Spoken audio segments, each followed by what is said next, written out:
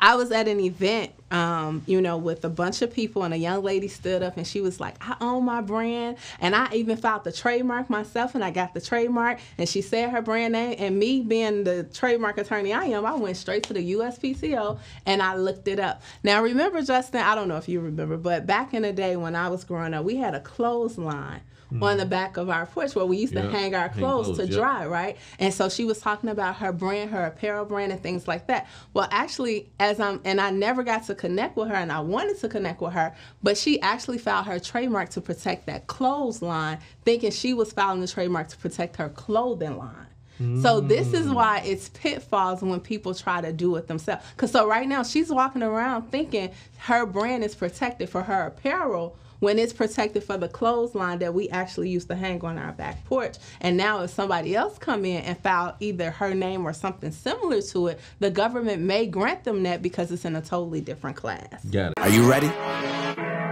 We're gonna run the play. Let's Do you know what it's like to come from nothing at all, but every day you just wanting it all? Do you know what it's like? Every day facing your fear, but believing that your blessing is near. Do you know what it's like? Growing up broker than most, but still being devoted the most. Do you know what it's like? Yeah, that's what the journey's about. Yeah. Let me show you how. What's up, everybody? This is Justin Owens back at the Run the Play show, where I help break down the top plays of success from top leaders, entrepreneurs, and personalities by sharing gems from their personal playbook. Hey, listen, I'm excited today. One, because I'm a client. You know what I'm saying? I've seen it work, and I think it's a great conversation for any business owner. I feel like it was one I wish I had earlier. But she's known as the biz lawyer, trademark attorney, ranked number 15 out of 33,000 trademark attorneys in the U.S. You know what I'm saying? We ain't bragging, but we just saying. You understand?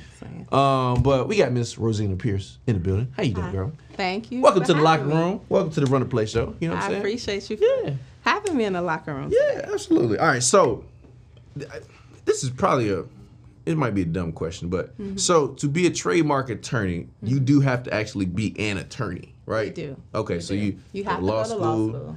Pass the bar. Yes. Now, okay, see, I didn't know that. You know, it's tricky in today's world, as y'all know, on social media, people just put titles behind everything. Oh, so no. I just got to, Not I got to ask. Yeah, and you go to jail for just saying you're an attorney. Yeah, that's true. This is like true. real life jail. Yeah, that's true. And you could also go to jail for engaging in unauthorized practice of law in different states. And what I love about what I do is federal law, so I get to represent people all across the country and the world. But like, remember, like back in the '60s when the NAACP movement came about, they made the laws even stricter and harder because they didn't want like the NAACP coming to South Carolina or Georgia to defend like black people and things like that. So that unauthorized practice of law in different states is even more crazy. So yeah. Okay, so let's jump into trademark because I got some of my own questions. You know what I'm saying? Some of y'all might be thinking some stuff, but all right. So here's the part that's always been tricky for me because after filing a few trademarks myself, and I can have a completely wrong understanding of this, but it's like you have to show fair use of it, right? Like I got to be using it, but I'm also trying to put the trademark together before I start using it so nobody takes it. Like, how do you, what have you found to be like a fix for that? So that's a good question because in the late 80s, the government, because first you had to always show usage, right? You had to be using it first.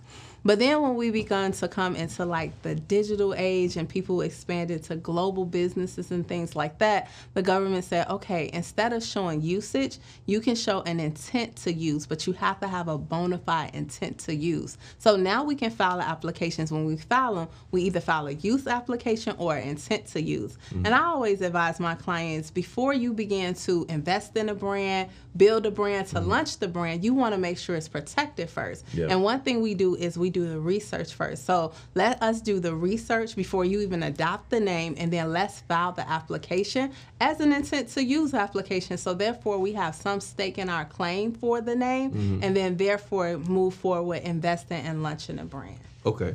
So tell me the purpose and the power of having a trademark. This is a two-part question, right? Because I have a trademark and a copyright. Could you tell me the difference between the two and then the power of each? Yes. So a copyright is a creative expression fixed into a tangible medium, right? And so what that means is that It can be a poem. It could be a song. It can be a actual painting. It could be a photograph, right? It can also be your logo as well, because that's a creative expression fixed into a tangible medium. Now, when you take a name, a logo, or a slogan, or even a sound and affix it to a product or service and place it in the marketplace so people can buy from those things, now you have a trademark. So that's the difference. Got it. Okay. Yeah. Yep. Got it. I like that. What are some mistakes you see that people make when getting trademarks or hiring attorneys that may not understand the entire trademark process? Space? Yeah. And you know, I always tell people, my daddy say you don't go to a foot doctor for brain surgery, right? You want to go to experts so that you understand, because a lot of times people think, oh, I filed the trademark application, I got the registration, I'm good. But no, that's not necessarily the case. It's about having a registration so that you can actually enforce your rights. And us as trademark attorneys, we know, you know, there are 45 different classes under trademark law. That's why you have Dove Chocolate, Dove Soap, Mac Makeup, Mac Computer, Delta Airline, Delta Faucet, Pandora Jewelry, Pandora Music. They are all independent companies owned by two separate owners, right? But if you are a business owner, and say, for instance, you're running, you own RUNTHEPLAY as a brand, right? And you actually teach people and you educate people about how to run a place as an entrepreneur, right? That will fall under educational services. But then if you also want to launch an apparel brand, that's a different class that it falls under. And what I have seen as pitfalls is sometimes people will file the application in one class and think now they own it across the board, and they really do not. And then somebody else will come along and file in that different class, and so now they got to either pay more money to defend those rights and say that they own it, or they lose out on it because they couldn't show usage, right? And they missed that mark. So to defend a trademark, what would a person need? So you just have to actually show that you are using the brand, right? Showing that you are using it. And then also, too, your registration, right? It helps to have a registration because that's where you're going to get the most damages, right? Under the law, under the statute, if you have a registration, once someone is infringing on your brand, it used to be you had to show they had intention to infringe. Now that's not even the case anymore after a recent Supreme Court case, that now you can get 3 times the amount that they receive profit from that brand. So it's very important that you own the registration because you get certain benefits that you do not get if you did not have the registration. So we're going to have to talk, though, because Amazon, some of y'all got some of these stores out here, and they got, you know, the new age CEOs, rapper, athlete, entrepreneur. Yeah. So we might have to start sending some Absolutely. of these people. And I was just talking to someone about how, like, we have new AI technology, and a lot of people, you know, they shun away from AI, but I believe AI is a tool that we use as humans. It's not there to replace humans. And this AI technology, where we would have sit and comb through different websites as lawyers, right, spending hours and hours looking for infringement web pages and even stores, even like on Amazon, this AI technology can comb through even sites like Amazon and Etsy and find individual users who are selling these things and actually get them shut down. We actually had a client who has an apparel brand, and she got over 4,000 infringers shut down through Amazon because they pop up like whack-a-mole. It's crazy. They do. Yeah. Okay. So, really quick, I just want to say, too, Amazon has put place where if you have a trademark registration, they will give you something called brand registry. It's kind of like your blue check mark on Instagram to show that you are the verified store. You are the originator. Because sometimes people shop with these people and not even knowing that they're buying the knockoff and the counterfeit product. Yeah, got it. Okay. What can be trademarked and what can't be trademarked? That's a great question. So again, you can trademark your name, your logo, your slogan, and also a sound. So even like You Got Mail, that's a trademark. It's about 60 sound trademarks registered with the U.S. Now, when I say your name, I'm talking about your name as long as you're using it in connection with products or service in the marketplace. So like Martha Stewart, Beyonce, Jay-Z own their trademark to their name. I own The Biz Lawyer, right? But then you can also trademark like your business name, right? Like Nike owns Nike, of course. This slogan, Run the Play. You can also trademark that as well. Which we already did, by the way. way. Just let We y'all know. already did, so just don't- letting y'all know. don't try us. Don't play. I've seen a couple of y'all do that too. It's okay. I'll let y'all say it, but when y'all start trying to make money from it, that's when Yes. you got to send some letters. And I was like, oh my God, I hear it so much, and it drives me crazy because I'm the brand trademark attorney for it, and I'm like, okay, just don't be trying to attach no payments to it and the products to it, because that is really a protected brand. Yeah, for sure. Okay, yeah, I like that. You know what I'm saying? That's why you got good people in your corner, guys. It's really it's really important. And I promise y'all, this is stuff I really wish I knew early on, because you kind of start building a business kind of scared, like, yo, somebody take my idea and this and that. And it's like, you really just got to do your homework and have some people that do it right, because I've paid probably 2 people before and they just didn't do it right. Yeah. And some of them actually are scams, by the way. They just literally take your money. Yeah. So you got to watch out for that too. Yeah. Now, is it possible for somebody to do their own trademark? It is possible for people to do their own trademark. You know, you could file it with the USPTO for $250, but here's the thing, right? The value is in a relationship with an attorney, because, you know, just like I could do my hair, but it ain't gonna come out looking like my hairstylist who did my hair, right? And the same thing, like I've been practicing this law for 10 years. I studied in law school and in undergrad, so I just bring a set of expertise to the scenario that you're not gonna know at doing it yourself. For instance, LeBron James filed a trademark for a Taco brand. Tuesday, right? Well, that one, you know, they rejected, which he should have hired me because I had a good argument for that case. But he filed it for More Than an Athlete. And so More Than an Athlete was already registered by a nonprofit agency who filed their own trademark, right? But remember, I just told you earlier, there's 45 different classes under trademark law, right? So where it was registered at, LeBron didn't file his trademark in that class. He filed his trademarks in all the other classes. So the person who did the trademark themselves, right, they actually are trying to sue him. They filed a lawsuit for $33 million.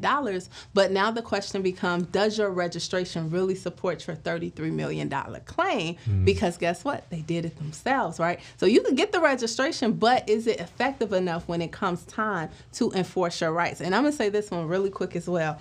I was at an event, you know, with a bunch of people, and a young lady stood up and she was like, I own my brand, and I even filed the trademark myself, and I got the trademark, and she said her brand name, and me being the trademark attorney I am, I went straight to the USPTO and I looked it up. Now, remember, Justin, I don't know if you remember, but back in the day when I was growing up, we had a clothesline on the back of our porch where we used to hang our clothes to dry, right? And so she was talking about her brand, her apparel brand, and things like that. Well, actually, I never got to connect with her, and I wanted to connect with her, but she actually filed her trademark to protect that clothesline, thinking she was filing the trademark to protect her clothing line. So this is why it's pitfalls when people try to do it themselves. Because so right now, she's walking around thinking her brand is protected for her apparel, when it's protected for the clothesline that we actually used to hang on our back porch. And now if somebody else come in and file either her name or something similar to it, the government may grant them that because it's in a totally different class. Got it. Now, obviously, you know, if people on the Run and Play show, they should come to you for a trademark, but let's just assume that they don't. What questions, well, we're not going to assume that they don't. We're going to assume that y'all will. Right. But if y'all happen to go somewhere else, what kind of questions should a person be asking, like a trademark attorney? I mean, first thing you want to know is if a search is going to be done, right? What type of search are they doing? Because, you know, I always ask people, will you build a house on land you don't own? Everybody always say no. So then I say, why do we build brands if we don't own them? But one thing we do before we buy the house, we do title searches, right? We make sure there's no liens on the properties and things like that. You have to search your brand. So you want to ask them, are they searching a brand? You want to ask them, how many classes is included in the service? If not, how much is it for the additional cost for the additional class? Got it. Okay. Now, all right. I always wondered this. Well, yeah, I'm just asking this. I have the trademark, right? But now, how does that play into like domains? That's a great question, because here's the thing. Domains are tricky. And one thing, if you're going to search a domain name, first of all, be sure you want it. Because I always say, once you search it, I believe we call them cyber squatters. They have some type of tracking device to see what people are searching. So you might search a domain name and see it listed for $75, $50, and then you come back a week later, now it's being sold for $15,000 because they seen you search the name, right? Yep. So just be clear that you actually want the name and buy it right away. Now, the tricky thing is sometimes a cyber squatter is not even in the U.S. They might be in China. They might be in Russia. They might be in India. So it's hard to tap to them. Now, there is a tribunal we can go through. It's called ICANN. It's an international tribunal to try to fight for that domain name back. But it's complicated when you're dealing with international laws and borders and things like that. But what I would say is before you even go buy a domain name, because I have had this happen to some people that come to me on the back end, they have bought a domain name for $25,000, publish the website on the domain name, get a cease and desist letter from the trademark owner, only to tell them they have to shut that website down and hand over the domain name to them. Now, under the law, if you're in the U.S. and they're in the U.S. and they own a U.S. trademark, they have the right to take you to court. And what do you think the court is going to do? You're the trademark owner. They're going to order that you turn over that domain name to them by court order. And you just spent $25,000 on it, right? And so it's very important that you clear it first. Again, clearing the rights, making sure nobody owns it first. So a lot of people jump out and spend a lot of money on domain names before even getting the trademark first and making sure nobody even owned the trademark. Got it. Okay, so I asked the attorney, are they doing a search? Anything else?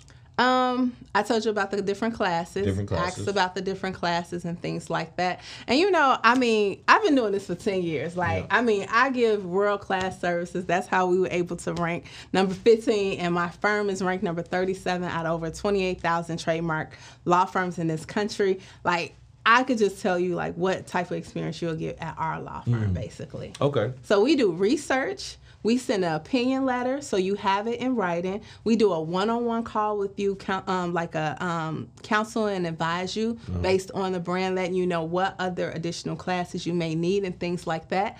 Then we file your application. We become your attorney of record, and then we're docketing every month, watching your trademark for you, watching the application and things like that. And then you can even purchase watch services from us where we'll watch and see if anybody else is filing anything confusingly similar to yours so that we can oppose their trademark if possible. Yeah. What you did with, RUNTHEPLAY. Yeah. You called me, was like, yo, somebody trying to do that. I was like, well, you got to do what you got to do, I guess. You know what I'm saying? You're the expert. All right, now, this probably be a dumb question too, but do trademarks expire? Do you have to renew them every, almost like a domain? That's actually a great question, not a dumb question at all, because trademarks will actually last as long as you use them, you will not lose them. So Coca-Cola was registered in 1893. Mercedes was registered in 1903. As long as you use them, you will not lose them. So what does that tell you? You're a father, right? Trademarks are legacy builders. You can pass them down to your kids, and your kids' kid can eat. So you can put it in the will and stuff like that. You could put it in a will or trust, or for instance, I'm gonna give you two scenarios. Bob Marley family, his estate owns his trademark, right? Got it. So his kids, they manage his trademark, and they enforce their rights and things like that. But now, if you, as the CEO of your company, you decide to go into a corporation, and then you become a public corporation like Gucci, for example, right?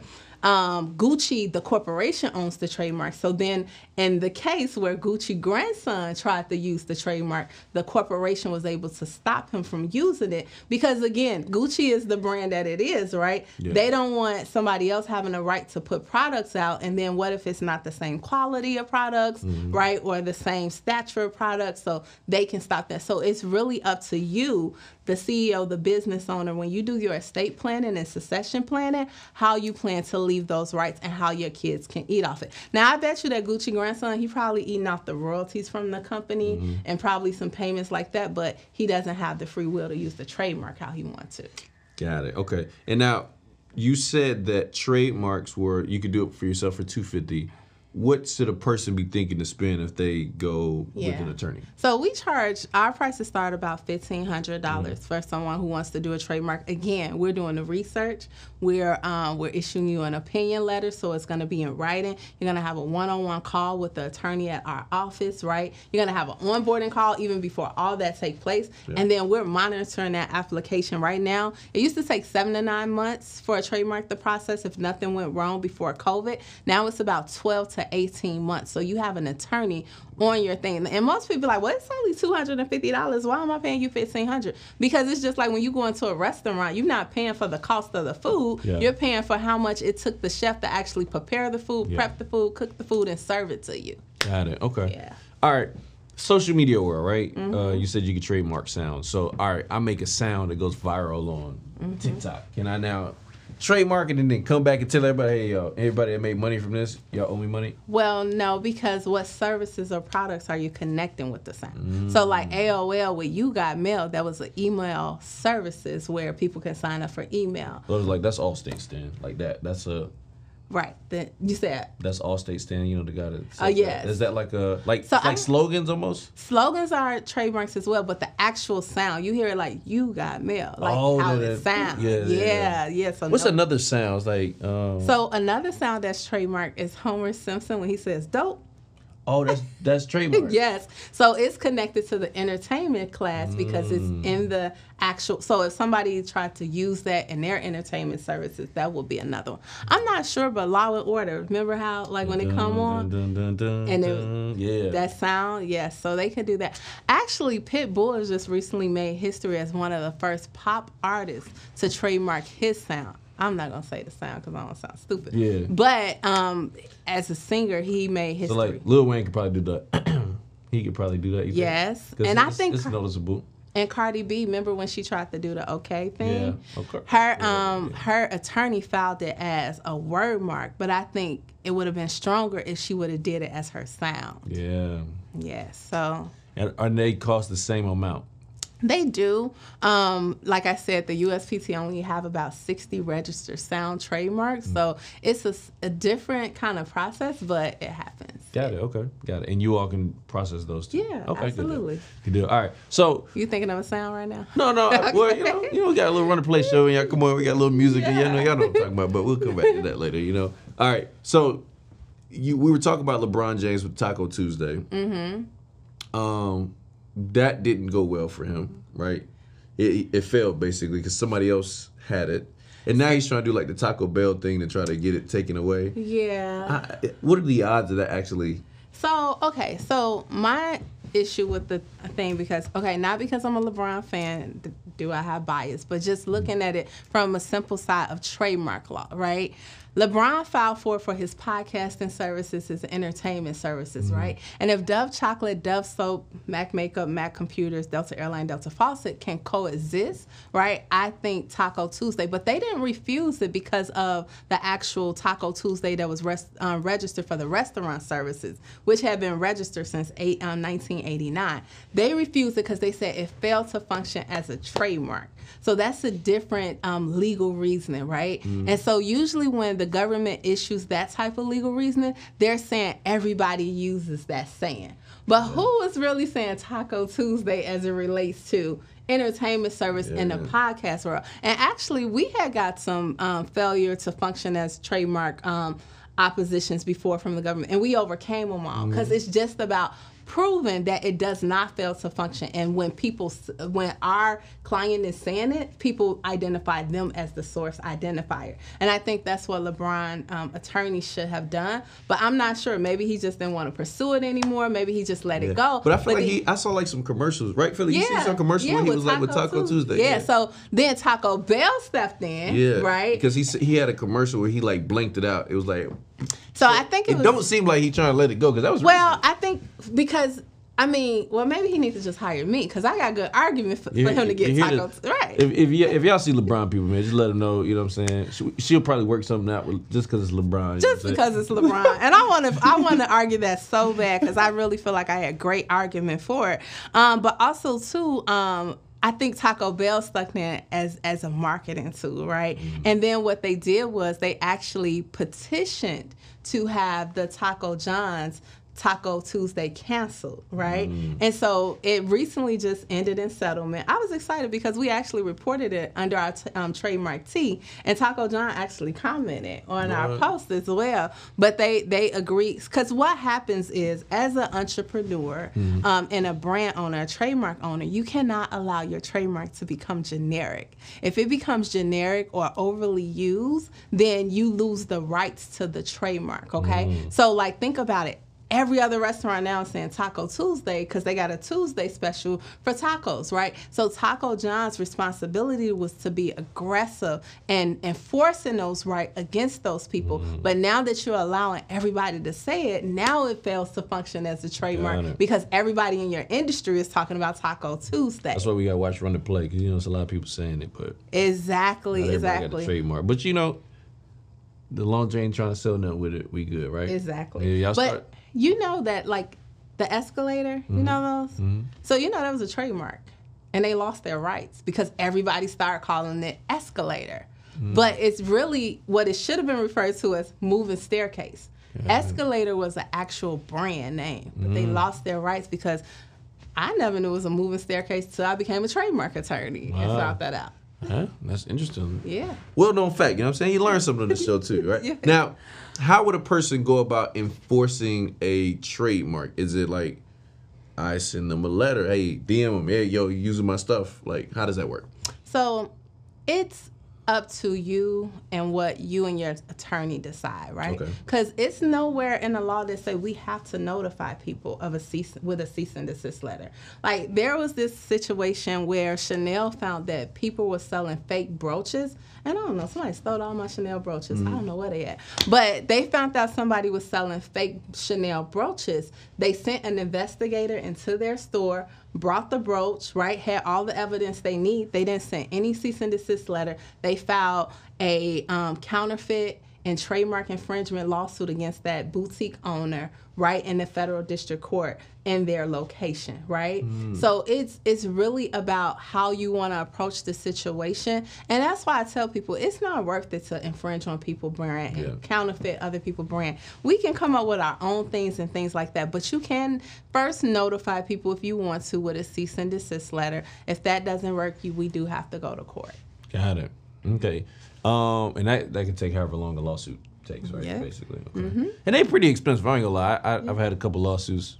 So far, we've been, undefeated, but just in the regular business world. But it was pretty expensive. So you gotta make sure you're ready to go down that road. So at that point, I'm doing that because there is compensation attached to it, or I'm literally trying to get them out of it completely. So it depends, right? It depends on your situation. I always say the law is not a one-size-fits-all garment. Sometimes business owners just want people to stop infringing on their brand, right? Sometimes people want money, right? There was a case where Mixed Chicks, they're at the time they were a small hair care brand. They created these hair care products, right? And they were approached by Sally's Beauty to be one of their distributors for their products, and somehow it was a no.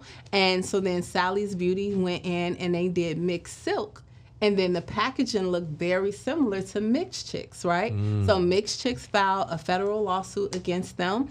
And because they had a trademark registration and they were well within their rights, and their claim was for trademark infringement, trade dress infringement, because they made the packaging look really similar, and unfair competition. Now, Sally's only made about $900,000 profit from that project, right? But the jury awarded Mixed Chicks, the smaller business owners, an $8 million judgment because they had the trademarks and they were able to show they willfully and intentionally infringed on their brand. So if you thinking you probably have a multi-million-dollar case, you might want to go to court, right? But if you also know that your counterfeiter or your infringer and your copycat they probably don't have deep pockets like that, it probably costs you more to take someone to court. Got it. Okay, that's good to know. That is good to know. All right, so let's switch gears real quick because I want to come to regular business, and then we'll talk some more about trademarks too. African American lady, black lady, in America. Have you noticed differences? Because I hear sometimes ladies say like there's differences as being a black woman in business. with dealing with men. Have you seen that? Do you have any tips for ladies that are trying to like get out there in the business world and dominate, especially? I mean, for you to be you said 15? Yeah. You know, like that's not easy, you know, because I would guess that most attorneys are men. I'm not saying all of them are. They are. So how have you been able to navigate that, and do you have any tips for ladies? And about 4% are black, right? Oh, wow. Yeah. And so I do own my own law firm. And what I would say is just be who you are, you know, and walk in that unapologetically, right? Yeah. I was able to build my business coming from the west side of Chicago, just being who I am, right? And then everything else will fall in line, but also don't be intimidated. Yeah. You know, I remember Michelle Obama saying, you get to the table with your counterparts and you realize you know more than them. So stand up, just know what you know. Like for me, I'm an expert in trademark law. I could talk anybody up and down and around about trademark law, right? So just know your stuff and be confident and live in it, and never let anybody like push you around or push you down. It has been times I have been in a courtroom, right, and my opposition was a white male counterpart, and he thought he could talk to me like a 17-year-old girl because I look 17. But no, you're going to respect this degree, and you're going to put some respect on my name because I am here standing before you as your opposition, right? And so it's just like you got to just command your place and your position in business, and, you know, don't stop, you know. And I feel like I have faced a lot of adversity, but it only made me stronger. Like I say, you know, the haters give me flames to the fire, so. Yeah. What? How do you do that though? Like, and maybe you may not. This might be a too deep a question, but like, okay, if I'm not confident, or I can be intimidated, and I don't know if you were ever there, but like, what kicked in, or what allowed you to say, nah, man, like, speak up a little bit. You know, like, did you ever have that, and then did you ever change it? You know what? I will never regret coming from where I come from. I come from the west side of Chicago, right? You gotta have some tough skin, some thick skin, right? Like it started all the way in grammar school for me, right? Like you ain't finna play with me, like, you know. It's like I'm a very nice, kind person, I believe, and so you try me, right? And it's gonna come out. And I feel like if you don't have that confidence, you don't have that insecurity, you gotta get somewhere with yourself and God. I'm a believer in God, right? And I believe like we're created in His image to be great, and you got to understand who He is so that you can understand who you are. So I just say retract to Him, get closer with Him so that you can begin to appreciate who you are and the gift He gave you of life to be here. Yeah, I like it. Another question for ladies, because I get this a lot, especially in business, is anytime you're in business and then you have men that are trying to hit you up, sometimes for business, but it's not really business. How have you been able to navigate that and be like, no, this is 100% professional. So don't come there with that. I know how I deal with it, but like, how have you been able to deal with that? Because I believe women probably run into it more than men. So for me right now, I have my team, and my team is like my shield, right? And so sometimes, you know, what we get a lot, because we're a virtual law firm, guys will be like, I want to meet you in person, and I want to talk to you. And I'm like, that's not how we do business here. Well, I want to only talk to you directly. That's not our business model, and maybe we're not the right fit for you, right? So I kind of turn it around and just give them the order of the business and reassure them that our business model, it works. We have over 4,700 clients that we represent. Like, it works, right? And so when guys are trying to hit on you and things like that, you just let them know, like, you know, this is strictly business. You know, we're not here for that, but I am going to redirect you. Because right now, I am a CEO, but it hasn't always been that way. Right? I was about to ask you, how did you do it at the beginning? In the beginning, I just, you know, just redirected them to like, okay, these are the services, these are the prices, you ready to move forward or not? And I think once you remain professional and you keep it strictly business, they respect that and they honor it. I really never had a situation where somebody like disrespected, and once I was clear about like my standard on it. Got it. Okay. At what point of going through law school did you say trademark is my lane? So it actually was undergrad, actually. So I always said I was going to be a lawyer since I was 5 years old. Wow. And then was it because you were argumentative or? No, actually because I just want to know. You know, some people they be like, y'all good at arguments, so that's like, okay, go ahead. So actually, it's funny. because my daddy was a criminal, right? Oh. And so he was a criminal, and one time he was in a bullpen, and he wasn't happy with his public defender, and he liked how this other attorney was moving in court. And so then he was like, hey, I want to hire you as my lawyer. Well, come to find out, him and that lawyer became best friends, and he started to work for that lawyer. Like back in the 70s, he was a criminal attorney. My dad, he from the hood. So, okay, this white guy don't have to come to, the hood to investigate his murder cases and stuff like that. So my dad would actually be his investigator and go talk to witnesses and try to get people to court. And so my mom worked for the state of Illinois. So at the time, like when you have school off, but your mama still got to work, my dad would take me to the law office, or he'll take me to court. And I just say it was really exposure at a young age. So at 5 years old, I was like, okay, I'm going to be a lawyer. Now, hold on. So, because now my dad thinking the whole time, she finna be this criminal lawyer. I know all the judges. I know all the criminal. And it was when I got older, I realized I wanted to do international business law, because that just sounded like somewhere I was going to make a lot of money and travel a lot, right? And I didn't even know what that was. And then it wasn't until I went to undergrad where I took, my major was paralegal studies, because I always knew I wanted to be a lawyer. And I took IP law for paralegals. And that's where I was exposed to trademarks. And I was like, this is exactly what I want to do.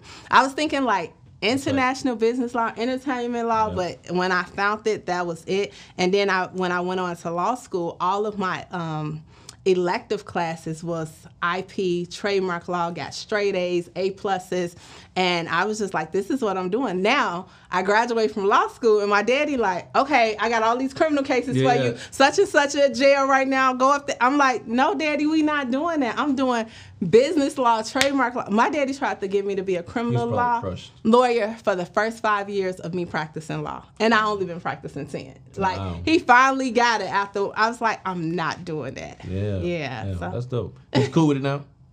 Yes, he loves it now. He loves it now. He brags on his daughter all the time, and he like, but if you ever want to do some pro bono cases, I'm like, no, I'm not doing that. I love it.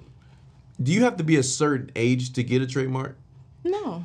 Okay, so a kid can get a trademark. A kid can get a trademark. So then that's when we have to look at the state laws and see what is the minorship, the ownership for minors. What does it speak to? What does it say? Most parents usually get the trademark for their kids until they turn 18, and then they'll sign it to them then. Got it. Okay. Now, and we're not going into like dating space and stuff like that, but it is a question around that, right? Okay, because you're a successful lady. Okay. What tips would you give to ladies that are successful that start dating, and then men that want to date a successful lady without? Sometimes somebody's on.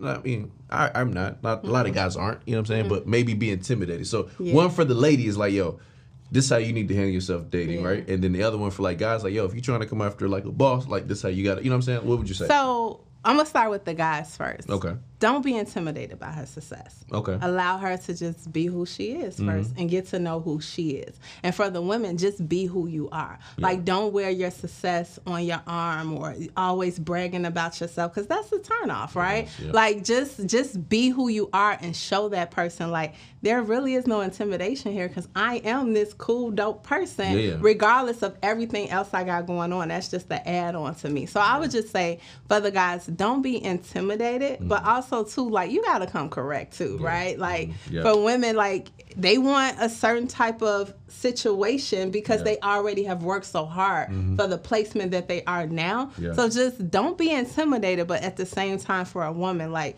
don't bring all your success to, like, at the dinner table on a first date, that's all you talking about is your success. And be interested to learning about what he do, what he want, like, what is his goals and aspirations. And for my guys, I'm gonna just let y'all know, you know what I'm saying? Especially the guys making some money. Don't just lead with money, you know what I'm saying? Cause, like, you know, because I would tell you this, when a person has some money, that's probably the least thing they care about. Now, you know, we're gonna have a conversation about your dollars. Right. But it's not the number one thing. You know, I'm just throwing this ain't a dating show, but anytime I have my ladies on, I always like to ask the questions because you know, it's a unique perspective.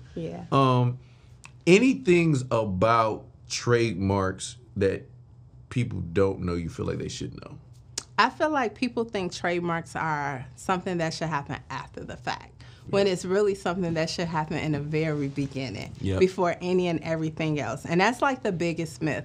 A lot of times people think, oh, I'm going to get my LLC, I'm going to get my EIN number, I'm going to get my bank account. But like the trademark is like the after effect. And people think because they have a LLC, and let me just stop and say this. The LLC may not be even the best entity type for you. You may need a corporation. It just depends. The law is not a one-size-fits-all garment. And just because everybody is talking about LLCs on Instagram, that might not even be the best entity type for you. Quick example. Say, for instance, you have a real estate business and you are fixing and flipping versus buying and holding and being a landlord. One of those business structures may be better for you versus the other one. It just depends, right, on your situation. But I would just say, don't fall victim to thinking that you have to start the trademark process once you're successful. You actually want to have it in place first so that you have it and not need it versus not having it and needing it. Got it. Okay.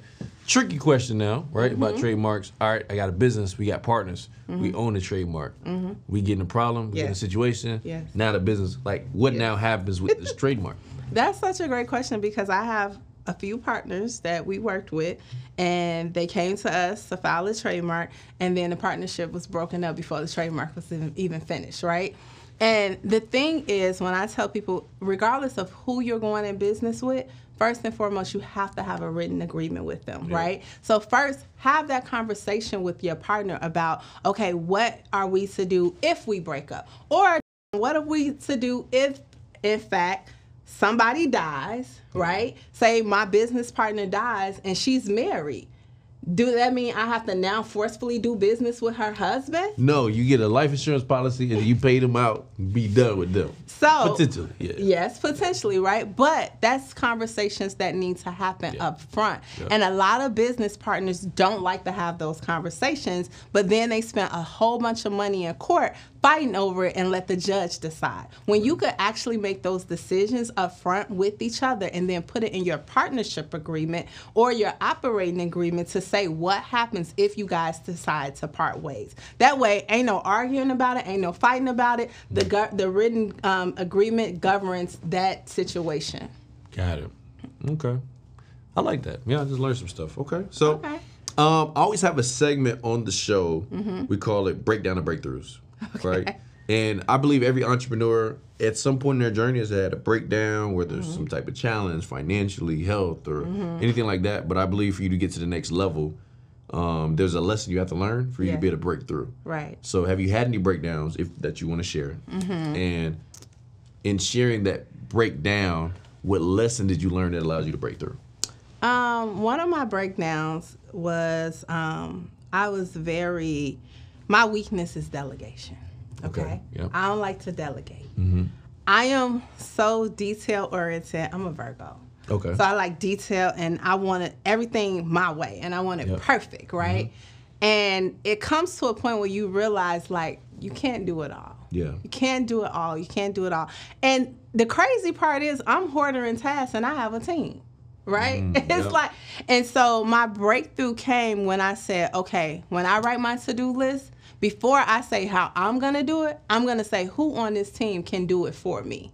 Because what ends up happening when I'm hoarding tasks is that I done wrote this on my to-do list on Monday and it's Friday, I still ain't got it done. But had I assigned it to a team member, it would have been done by Monday afternoon, right? And so for me, and we talked about being a black woman in business, black women, we have trust issues, right? And that stems from even like our personal issues and our personal lives and things like that. But what I love about what I have viewed from men in business, they're able to separate the emotion from the business, right? And they're able to just go in and do the business. And so we have to master that as women because sometimes we have emotional attachments to things.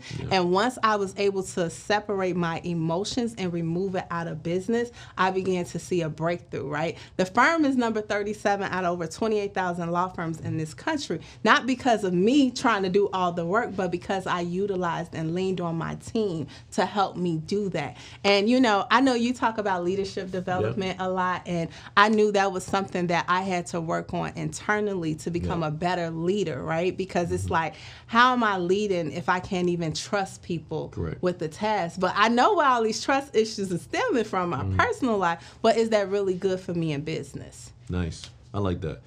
So I'm going to share with y'all one of my things to delegation. Okay.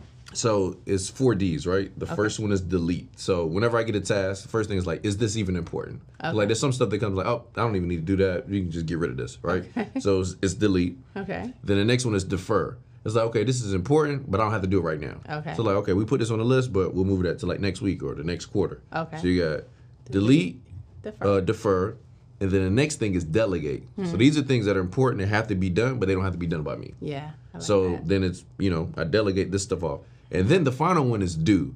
So it's like after I've deleted it, I've said, okay, this stuff is important, but maybe it's not urgent right now that I get it done. I've delegated the things that can be delegated. Then I now focus on the things that that Justin has to do, that Rosezena has to do. So, you guys apply it to your business, start looking at like, okay, because there's some things that like I like to do. Yeah.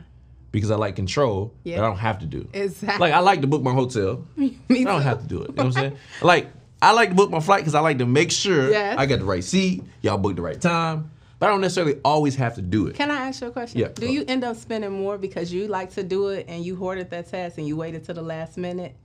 And now. So here's the thing that's tricky, right? Anytime you delegate something, you have to be okay at the beginning for it to cost you more. No, but what I'm saying is I don't delegate it because I still book my own flights and hotels. I got an executive assistant. Yeah. But because I don't do it right when I'm supposed to do it, I always end up doing it the last minute and I'm paying more for it when I could have just gave it to a team member. But here's what I'm about to say. That's true. But here's what I'm also saying. When you give it to them, you have to be okay with sometimes they booked the wrong flight. Yeah. I've had that happen. You get to the airport, be like, yo, that's not, your flight's for tomorrow. Oh, wow. Oh, shoot. No. Or the hotel be for the wrong day. Oh, wow. Check in the wrong night. See, now I ain't even finna delegate that. Yeah. Never. But no, you have to. But that's what I'm about to say. It may cost you more, but then it's easy when you get them to go, be like, yo, change the plans. I'm going here. Change this, change that. And you don't have to now be on the phone with Delta. Yeah. You know, okay, call back in 15 minutes. And now you try to do all that while you. So there's pros and cons of delegation. And that's the part of delegation that sometimes us as leaders don't want to have. Because, like, one, we're like, I can do it better myself and I can make sure it's right. But at some point, I have to delegate it. So there was, I don't know if I shared the story with you or not. I can't remember what president it was. We have to find out who it was. We put it in the show notes. Okay. But he was flying on a jet, private, and whoever flew the plane up, they put regular gas in there instead of diesel. So the plane went up, came down, crashed. Everybody was cool. Wow. Who put the gas in there, they were nervous. They were like, yo, I'm about to get fired. You know what I'm saying? Literally almost took this dude's life. Came off the plane, they was like, yo, who's the person responsible for this? And person obviously was timid. It was like, yo, it was me. And it was like, was you, Justin? No, it wasn't me. Oh, I'm saying it was the person, like they said it was them. Okay. And then they ended up giving him a promotion. Oh, wow. And he said the reason he gave him a promotion is because he made that mistake and how he knew how serious it was, he knew he would never do it again. Yeah. And so I'm not saying everybody has to apply that to their business, but what it is like sometimes you can't. But here's the thing, you can't always punish people for mistakes. Yeah, because some mistakes are like, okay, that one was big enough. Yeah. We can't have that one happen ever again. And sometimes the only way to make sure that doesn't happen again is somebody that is on top of it and is serious to them because they've already failed at it. You know what I'm saying? So I just, that's a good observation. Just a little observation. So I try to give y'all some history as well when you come to the show. But no, I think I really learned a lot on this episode. I know you said trademarks like 1,500. They started 1,500 with your firm. I'm just gonna ask because we're the Run the Play show. If somebody just happened to call and they say, "Hey, I saw you on the Run the Play show. You got anything special for them?" We gonna get them a discount. Hey, y'all heard it. You know what I'm saying? You heard and they said Run the Play, so just make sure y'all say it, and the team gonna know to let Justin know. Everybody just calling something about Run the Play. You know what I'm saying? And we got y'all. We probably take $200 off or something Look, like that. see, that's what I like to hear. Yeah. So call them and say, "Look, I heard you on the Run the Play podcast or the Run the Play show if you're on YouTube." And she's gonna look out for you. And then you also have a new program that you're rolling out as well. Yes. Can you tell everybody a little bit about that? So it's our Trademark Toolkit. It's actually a digital toolkit for entrepreneurs so that they can just have a resource guide. But also in there, it includes that work for hire agreement that we talked about under copyrights where, so like if you're hiring someone to do your copyrights for you, or a videographer to create your videos, or a photographer to take your pictures, they own the copyrights because they are the creator, right? But as a business owner, you want to own copyrights to some of those works, especially your logo, right? Sure. Now, pictures or videos, that's up for grabs. You might think maybe you get a royalty-free license or not. It just depends. But you want anybody coming in your business working for you, whether it's an independent contractor employee, to be on a work-for-hire agreement. When Disney have people come in and create animations, they're on that. And then we also have a cease and desist letter template, so where you could slide up on people before actually hiring a lawyer. We charge about $1,200 to $1,500 to draft a cease and desist letter. And so this is a letter that you could use to just say, hey, I see you using my brand. This is my brand. I am the owner. Cease and desist immediately before we get our lawyers involved. That's really good. So, yeah, so that's the letter template. And then we also have just resource guides on how to watch your trademark, how to monitor your trademark, how to actually keep your trademark active. Because yes, I did tell you a trademark lasts as long as you use it, you will not lose it. But you do have to file maintenance documents between your 5th and 6th year anniversary of your registration, plus your 9th and 10th year anniversary, and then every 10 years thereafter, or the trademark will cancel out. Got it. So you have to use it and file the maintenance. But if somebody gets filed with you, you call them and let them know, hey, when it's due. Hey, this is due. That's the value of having value. You know what I'm saying? I'm just thinking through this. Okay. Well, listen, I really appreciate this. One, I learned a lot on this episode. Hopefully you all did too. And this is a really important part of the business, I think. I know you're at a lot of events and stuff like that too, but can you let everybody know where to find you? Yes, absolutely. So I love Instagram. Please follow me at The Biz Lawyer. That's THEBIZ Lawyer. But also you can go to our firm's website at www.rjpiercelawgroup.com. Okay, perfect. And then we're going to put a link in here in the show notes somewhere for her program as well, for the do-it-yourself kit. So y'all be able to have Not access to do-it-yourself that. kit. It's not a do-it-yourself trademark kit, but it's a trademark toolkit, a resource for you to have. There you go. Yes. Yeah, she said y'all ain't doing it yourself, but you know what I'm saying? It's a resource kit, but we'll drop it here because I know some of y'all gonna be looking for it. We'll make that here as well. Anytime people on the show, we make sure they leave with something. So we got new CEO stuff. So we want to get that. And then ironically, one of the things you were talking about. Well, I'll let you open it. One of the topics that you were just talking about in terms of your breakdown to breakthrough. Well, you open it up, you'll see. Okay, let me see. Should we, the speed of trust? The speed of trust. There you go. So God. It's a book. It's really good too because one of the foundations of building a good business is trust. Yeah. And so I want to give you that book as a gift as well. I appreciate that. You get a chance to go through that. It'll help you, your team. Wow. You know? How I was just talking about trust and then That's why I give looked me at the a camera. book Like, you know what I'm saying? trust. You know what I'm saying? But it's how to do it, how to do it the right way, and really your business can only grow at the speed of trust. Yes. And so, just want to make sure. And that's really hard. It is. Trust is a hard thing. Yeah, it really is, especially when you've been through some things. Yeah. But I It's learned necessary. in order to have that breakthrough, you gotta have some trust. Yeah. Yes. Yeah. Perfect. All right, girl. Well, listen, I appreciate you coming in. Hopefully, y'all got some value as well. You know, we bring the top people into the locker room to give you the tips that you need to be able to grow your business, grow your brand, and elevate your life. So, Rosezena just gave you the play today on Trademarks. You know where to find her. You got the information here. Now go run the play. We'll see you on the next episode. What's going on? Listen, make sure you guys go to RunThePlayStore.com. Get your official Run the Play gear. We talk about shirts, socks, jackets for everybody that's Run the Play all across the world. Are you ready? We're gonna run the play. Let's Do you go. know what it's like to come from nothing at all? But every day you just wanting it all. Do you know what it's like